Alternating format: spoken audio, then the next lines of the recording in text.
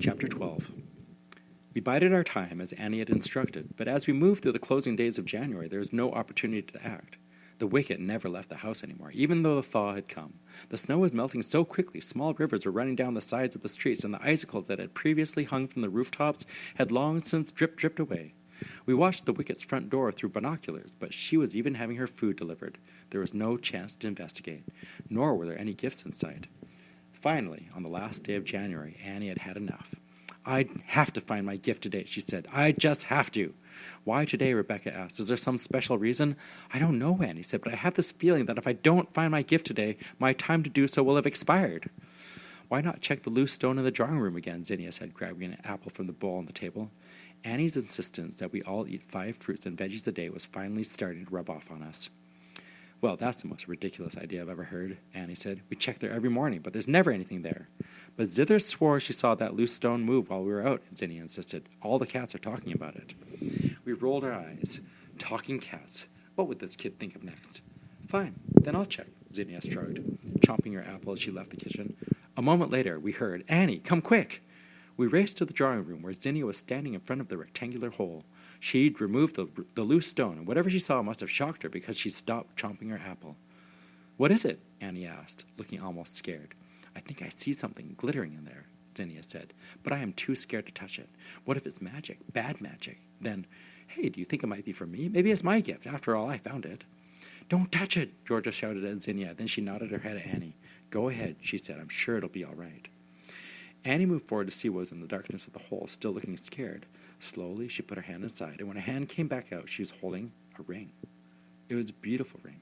The stone enlarged, the diamond-shaped, in an old-fashioned gold setting. The stone in the ring was purple, our mother's favorite color.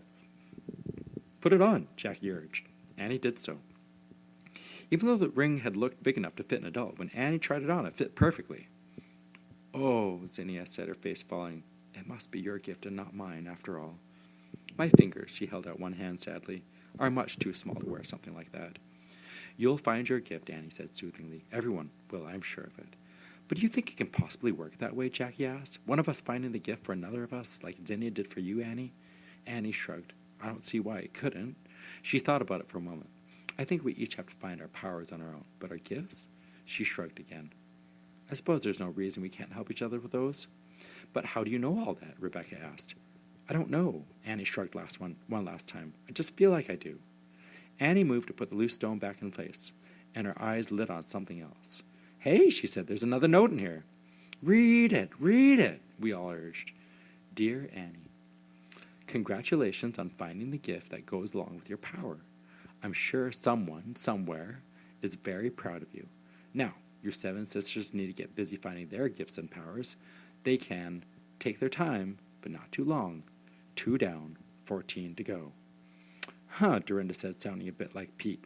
"This note seems almost friendly. I wonder who's leaving them." "Or what's leaving them," Rebecca added darkly. "Do you ever get the strange feeling that someone is telling our story?" Marcia wondered aloud. "I do," Jackie says. "And then I always wonder if that same person isn't leaving these notes." "So," Georgia said to Annie, "now that you have your power and your gift, do you have a new plan for us yet?" "I do," said Annie, fingering her ring, sort of.